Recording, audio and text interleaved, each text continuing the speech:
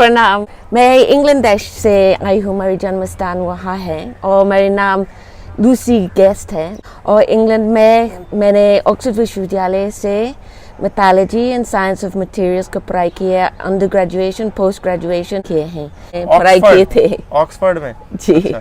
गाइए गणपति जगवंदना, कृपा सिंधु सुंदर सबलायक, गाइए गणपति जगवंदना। तो संस्कृत पढ़ना शुरू किए थे, लिखना शुरू किए थे, क ख ग इत्यादि शुरू किए थे और उसमें बड़ी आनंद आते थे।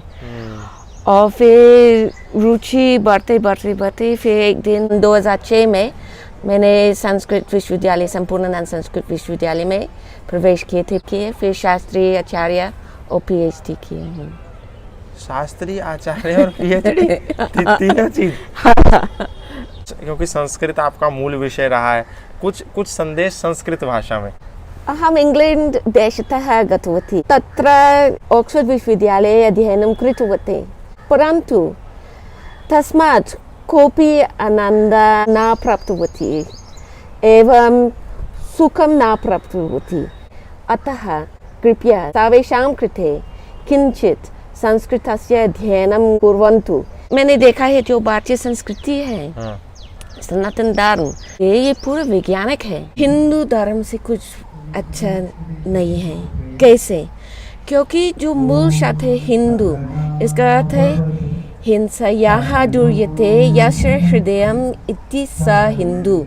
मतलब जो मन से, हृदय से किसी को दुख नहीं दे सकते, मतलब दुख देने से दूर रहते हैं, उनसे कहते हैं हिंदू।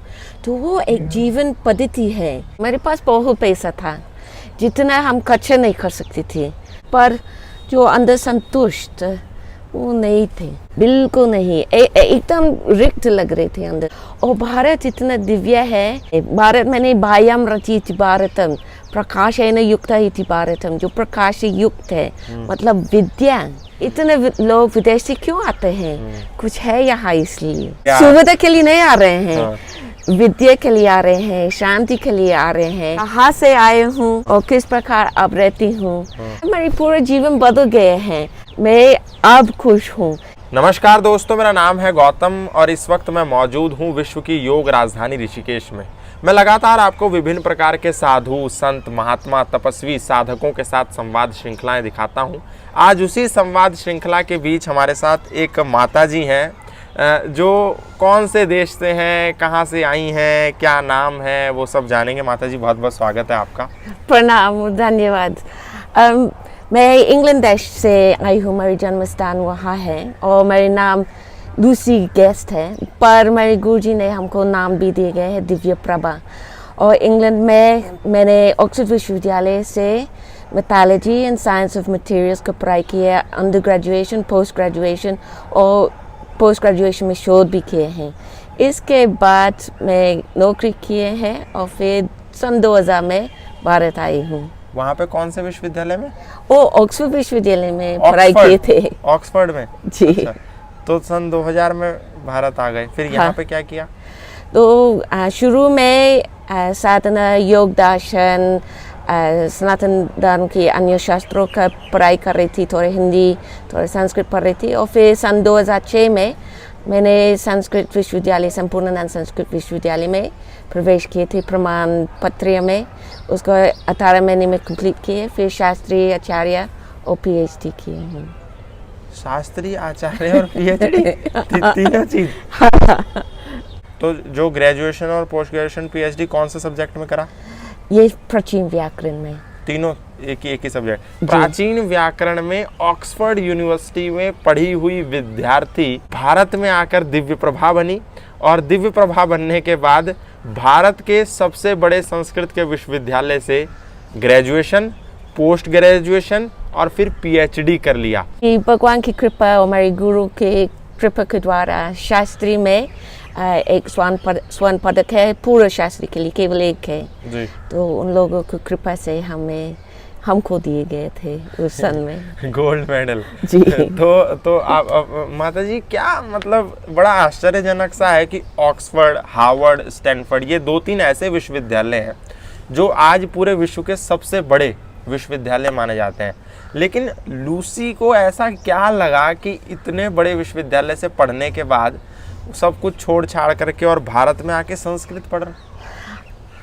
तो मेरी बचपन में जब मैं 10 साल की थी, जैसे आप बोल रहे ऑक्सफोर्ड के बारे में, ये भी मेरे विचार थे। अच्छा। तो जब मैं 10 साल की थी, मैंने कहा दादा से कि मैं ऑक्सफोर्ड विश्वविद्यालय में पढ़ाई करूंगी। अच्छा। तो मेरी दादा मेरी सिर ऐसे थोड़ा थप्पड़ मारा, वो पूछे आपको पता है कि विश्वविद्यालय क्या होते हैं? मैंने कहा नहीं दादाजी, पर मैं वही पढ़ाई जरूर करूंगी। अच्छा।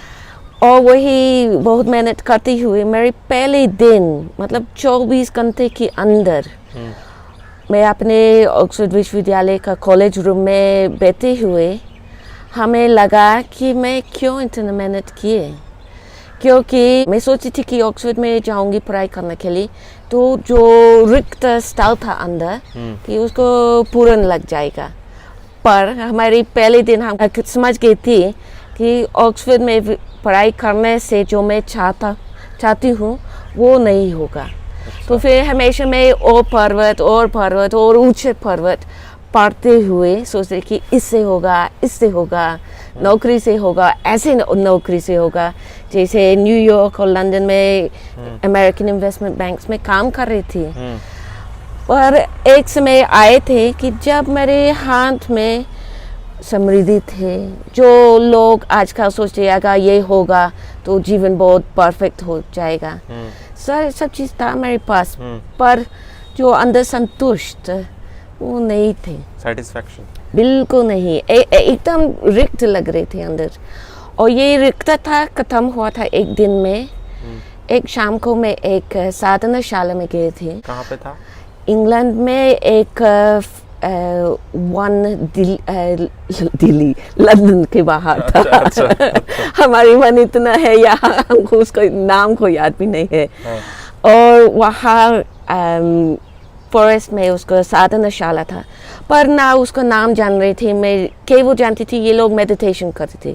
कौन सी धर्म के लोग हैं कोई जानकारी नहीं थी, लेकिन वही बैठ कर आंख बंद करते हुए मेरी पूरे जीवन बदल गए थे उस रात। अच्छा। जैसे हमको लगती थी उस रात को मेरे जीवन बदल गए। और अगले दिन से हमेशा मैं ध्यान के लिए जाती रहती थी। और वही जाते हुए धीरे धीरे हमको समझ गए कि ये लोग सनातनी लोग हैं। अच्छा। और फिर वहाँ पतंजलि योग दर्शन पढ़ाई शुरू किए थे। और मैं धीरे धीरे संस्कृत के बारे में थोड़े जानकारी ले रही थी। और मैं समझ रही थी कि ये मेरा जीवन है, जो मैं हमेशा क्योंकि उस दिन जब मैं गए थे वहाँ एक बड़ी प्रश्न था मेरे अंदर कि मैं कौन हूँ, मैं किस लिए हूँ। और ये प्रश्न ऐसे चल रहे थे। और उस रात को ये प्रश्न हमको मिल गए थे उत्तर। और फिर इसके बाद ऐसे कोई प्रश्न दोबारा जीवन में आए नहीं। तो ये कौन सा सन की बात थी जिस दिन आप ध्यान करने गई? ये 1999 थे। 1999 की। उस समय आपकी उम्र कितनी होगी? उस समय या तो मैं 28-29 थे। शादी हो गई थी? नहीं। अच्छा। नहीं, मैं हमेशा कुछ खोज रहे थे जो नहीं पा रहे थे। अच्छा। तो माता जी, अब लगता है कि जिस रास्ते को आपने चुना उस रास्ते ने आपका जो खाली स्थान है वो भरा? पूरा भरा है। और इसके लिए मैं हमेशा सारे ऋषि मुनियों को और मेरे सारे गुरु, हमारे अध्यापक को धन्यवाद करती हूँ कि ये हमको दिशा दिखाए हैं। और आज भी हमको पढ़ाते रहते हैं, क्योंकि मेरी पढ़ाई भी पूरा तो नहीं हुआ है। अच्छा। अभी और पढ़ाई भी करना है। तो जो मैंने देखा है, जो भारतीय संस्कृति है, सनातन धर्म जो है, अगर उसको फॉलो करोगे, ये पूरा वैज्ञानिक है। ऐसे करोगे तो हर व्यक्ति कोई भी स्थिति में है जीवन में सुख और शांति पा सकते हैं, असली विद्या पा सकते हैं। मैंने देखा हिंदू धर्म से कुछ अच्छा नहीं है। कैसे? क्योंकि जो मूल शब्द है हिंदू, इसका अर्थ है हिंसायाः दूर्यते यस्य हृदयम् इति स हिंदू, या कह सकते या हिंसायाः दूर्यते यस्य चित्तम इति स हिंदू। मतलब जो मन से हृदय से किसी को दुख नहीं दे सकते, मतलब दुख देने से दूर रहते हैं, उनसे कहते हैं हिंदू। तो वो एक जीवन पद्धति है, इसलिए इसमें कन्वर्शन नहीं होते हैं, क्योंकि स्वभाव से होते हैं। आप हैं हिंदू क्योंकि आप किसी को कष्ट दे नहीं सकते और देख भी नहीं सकते। इसीलिए आपको किसी ने जबरदस्ती कह के नहीं बोला लूसी हिंदू बनो? नहीं, कभी कोई भी नहीं बोला है। हो नहीं सकते। ये खुद ही हमने देखा है कि इसमें कुछ है कि हमें इस तरह से रहना है। अच्छा माता जी, आप देखते होंगे कि भारत के लोग अब पाश्चात्य देशों की ओर भाग रहे हैं। सबकी इच्छा है कि हम अमेरिका जाएं, सबकी इच्छा है लंदन जाएं, सबकी इच्छा है हम स्विट्ज़रलैंड जाएं, वहाँ जा कर के पैसा कमाएं। और आप जैसे अनेकों उदाहरण हैं वो छोड़ करके यहाँ आ रहे हैं। तो यहाँ से जाने वालों को आप क्या कहेंगी? मैं कहूँगी कि भगवान की कृपा से हमें छोटी उम्र में समझ आई थी कि पैसे से कुछ नहीं होते। मेरे पास बहुत पैसा था, जितना हम खर्च नहीं कर सकते थे, पर उस समय हम समझ गए थे कि सुख की साधन पैसा नहीं है, सुख के साधन खुद ही यहाँ है।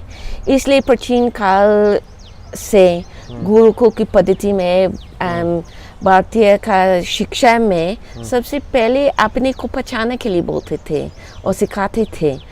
और कोई दूसरे देश जाने में कोई दोष तो नहीं है, दूसरी भाषा सीखने में कोई दोष नहीं है, लेकिन भारत में नहीं, बाह्यम रचित भारतम प्रकाशेन युक्तः इति भारतम, जो प्रकाश से युक्त है, मतलब विद्या इस देश में, इस परंपरा में है, जो आपको खुद ही सुख शांति पा सकते जहाँ भी कहीं भी हो जाएंगे, लेकिन आप हमेशा अंदर सुख और शांति से रह सकते हैं, क्योंकि जो संस्कार है वो वैज्ञानिक है। भारतीय धर्म वैज्ञानिक है पूरा, है ना। मेरी पूरा जीवन बदल गए हैं, कहाँ से आए हूँ मैं समझ आ रही हूँ और किस प्रकार अब रहती हूँ। मैं अब खुश हूँ। इतना बड़ी स्तर पर थी, इतना बड़ी नौकरी कर रही थी, इतने बड़ी विश्वविद्यालय से किए, इतना अच्छे घर से आई हूँ, पर जो उसका कीमत है वो चीज़ जो अभी मेरे पास है वो खरीद नहीं सकते हैं। बिल्कुल पूरा अमूल्य है। एक प्राण नहीं खरीद सकते हैं, एक सांस खरीद नहीं सकते हैं, जो प्राण देवता हमको देते हैं हर समय में। तो इससे अच्छा चीज़ नहीं है। और भारत इतना दिव्य है कि आप पूरे जीवन तीर्थ स्थल और जगह जगह जा सकते हैं। भारत में पूरा जीवन बीत जाएगा और तभी भी पूरा देखा नहीं है। अलग अलग तरीके के लोग हैं, अलग अलग भाषा है, और फिर भी सामूहिक है, क्योंकि जैसे कहते हैं वसुदैव कुटुंबकम, है ना। ये अनुभव मिलते हैं यहाँ पे। इतने लोग विदेश से क्यों आते हैं? कुछ है यहाँ इसलिए, है ना। सुविधा के लिए नहीं आ रहे हैं, विद्या के लिए आ रहे हैं, शांति के लिए आ रहे हैं। जो प्राचीन परंपरा जो दिखाई देती, जो आज जीवित है भारत में, जो अन्य देशों में नहीं है अब। माता जी, कौन कौन से ग्रंथों का अभी भारतीय संस्कृति के अध्ययन कर लिया? जैसे सबसे पहले पतंजलि योग दर्शन और भगवद गीता का अध्ययन कर रहे थे, और इसके बाद फिर उपनिषद,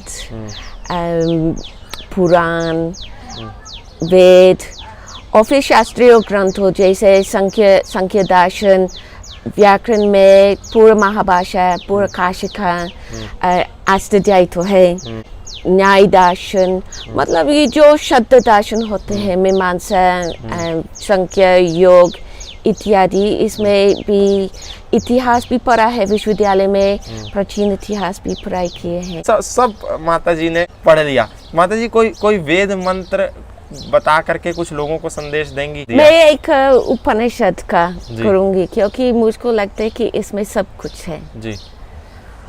ओम पूर्णमिदः पूर्णमिदं पूर्णात् पूर्णमुदच्यते पूर्णस्य पूर्णमादाय पूर्णमेवावशिष्यते।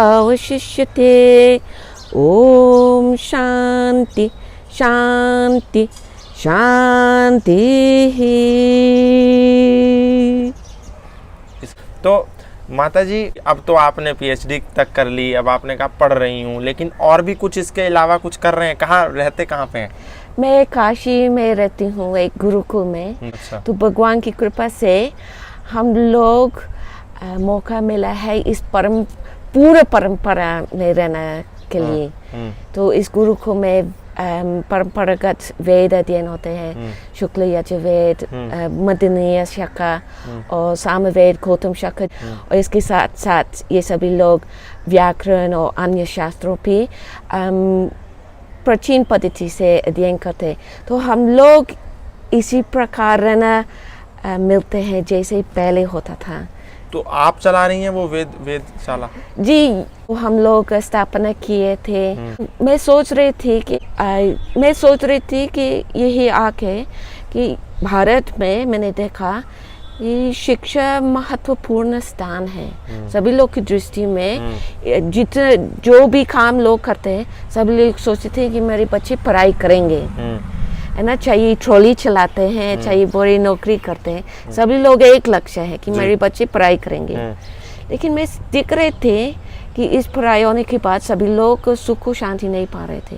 तो मैं विचार कर रही थी और मेरी उत्तर था कि सभी लोग जो योग पद्धति से, जो संस्कृत पद्धति से, वो लोग अपनी पढ़ाई में नहीं मिल रहे थे। तो इसके लिए हम सोच रहे थे कि लोग के लिए ये बना दें, ये संस्कृत की शिक्षा।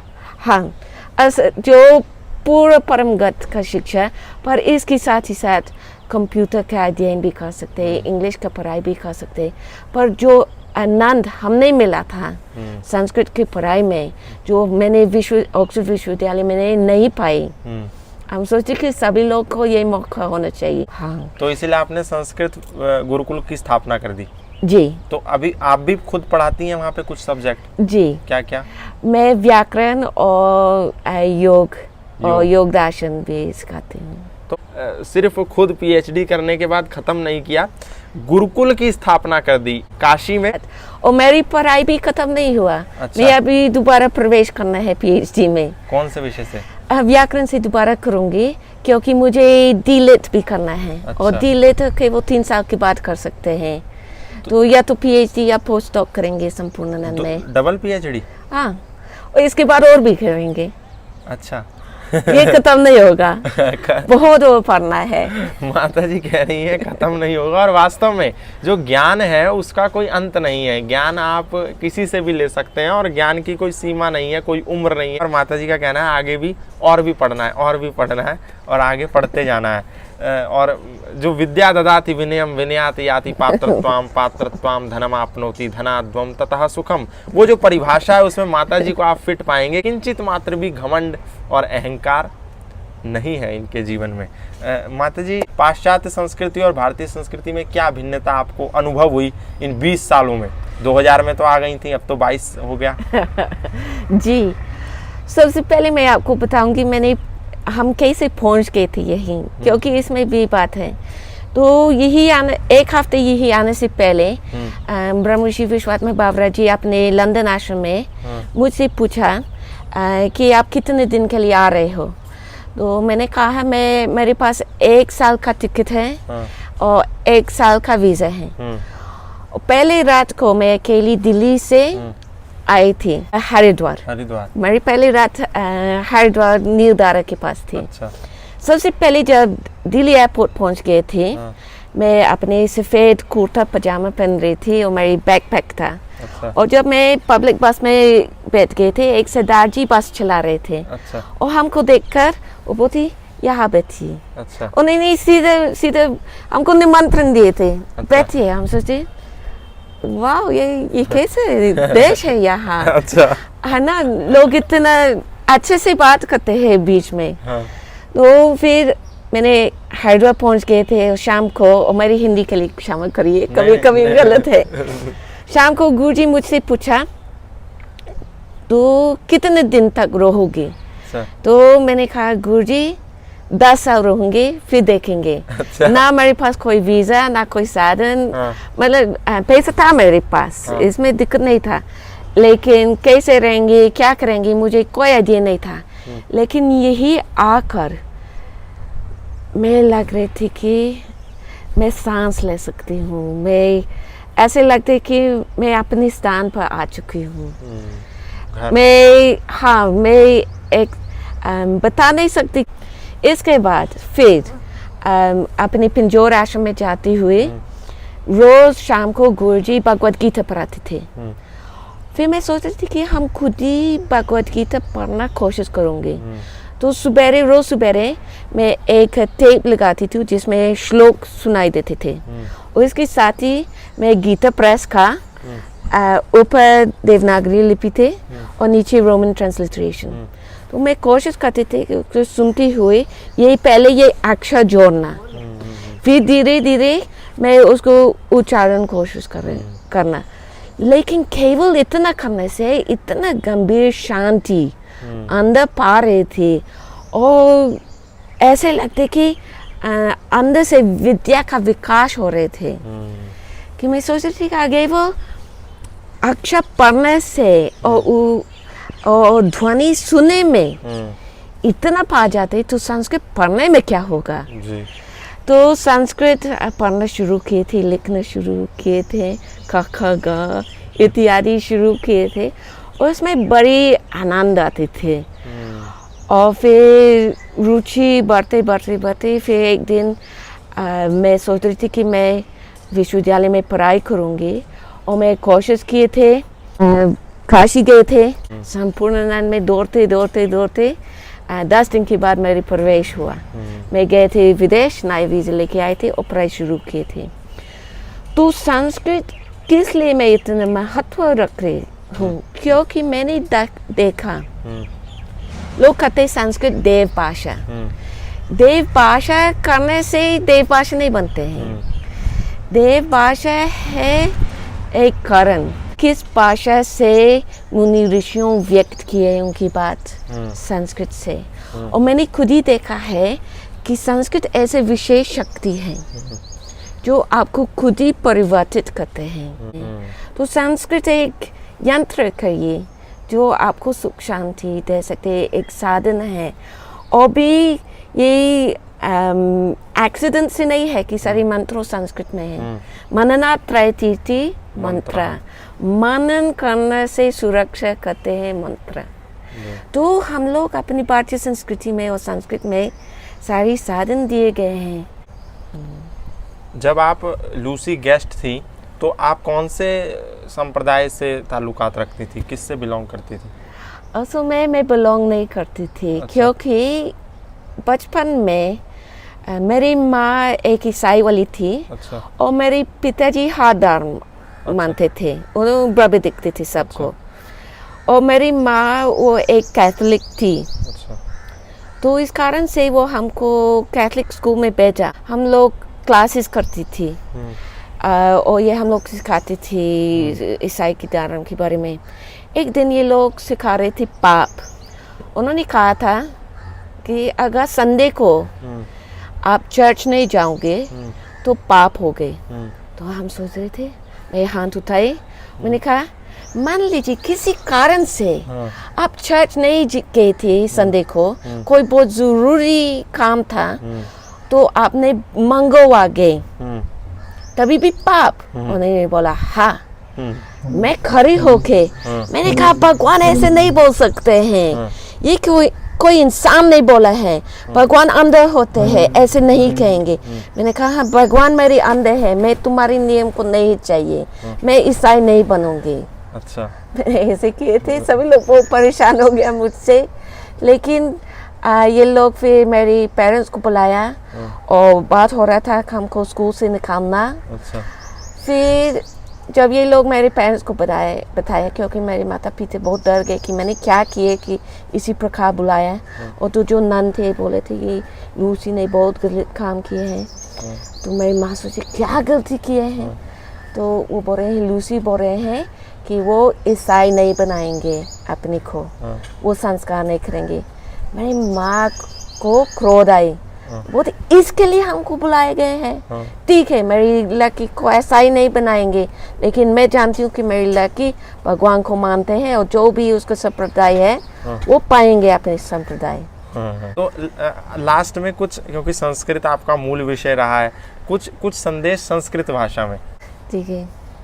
अहम् इंग्लैंड देशतः गतवती और तत्र ऑक्सफोर्ड विश्वविद्यालये अध्ययनं कृतवती एवं तदनन्तरं संयोगरूपेण नौकरी कृतवती, तस्मिन् संयोगरूपेण रूप्यकाणि प्राप्तवती, परन्तु तस्मात् कोऽपि आनन्दः न प्राप्तवती एवं सुखं न प्राप्तवती।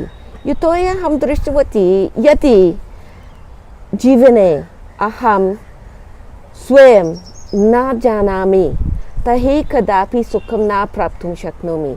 यदि अहं भारतीयसंस्कृतेः माध्यमेन गच्छामि, वैज्ञानिकरूपेण अहं सुखं प्राप्तुं शक्नोमि, अहं ज्ञानं प्राप्तुं शक्नोमि। यदि अन्तरः रिक्तो भवति तदा कदापि कुशलिनी न भविष्यामि, कोऽपि न भविष्यन्ति। अतः मम विचारः, मम प्रेरणा अस्ति, कृपया सर्वेषां कृते किञ्चित् संस्कृतस्य अध्ययनं कुर्वन्तु, तथा सुखं प्राप्तुं शक्यते, शान्तिं प्राप्तुं शक्यते। नमो नमः, प्रणाम्यते मया। मैं सार रूप ही बता देता हूँ। माता जी ने कहा कि शांति और सुख चाहिए तो थोड़ा थोड़ा संस्कृत या थोड़ा थोड़ा भगवत गीता इत्यादि ग्रंथों का अध्ययन करें।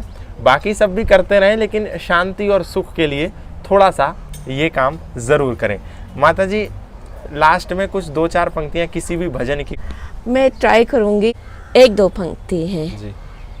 गाइए गणपति जगवंदन, गाइए गणपति जगवंदन, सिद्धि सदन गजपदन विनायक, कृपा सिंधु सुंदरे सबलायक, कृपा सिंधु सुंदरे सबलायक, गाइए गणपति जगवंदन। माता जी लगातार आश्चर्य करा रही हैं, संस्कृत बोल रही हैं, भजन गा रही हैं और एक लंबा श्रृंखला ग्रंथों की अध्ययन भी किया है। मैं तो बहुत आश्चर्यचकित हूँ और माता जी की प्रशंसा में मेरे पास शब्द नहीं है कि आपके लिए मैं क्या कहूँ। अब मुझे कुछ नहीं बोलना है माता जी के बारे में। आपने खुद देखा, माता जी के हर पक्ष को देखा, चाहे वो संस्कृत हो, हिंदी हो, संस्कृति का प्रेम हो। आपको लूसी से साध्वी दिव्य प्रभा बनी, आपको माता जी कैसी लगी? इनके जीवन यात्रा की कौन सी बात आपको सबसे ज़्यादा अच्छी लगी? भारतीय संस्कृति के विषय में इनके द्वारा बताई गई कौन सी बात आपको सबसे ज़्यादा अच्छी लगी, ये आप हमें कमेंट बॉक्स में ज़रूर बताएंगे। आज ऋषिकेश से एक साधु श्रृंखला में इतना ही। फिर मिलेंगे किसी नए साधु, किसी नए महात्मा के साथ। तब तक के लिए धन्यवाद, नमस्कार। धन्यवाद भैया। ठीक था? हाँ, जो आपको ठीक लगता है वो ठीक है।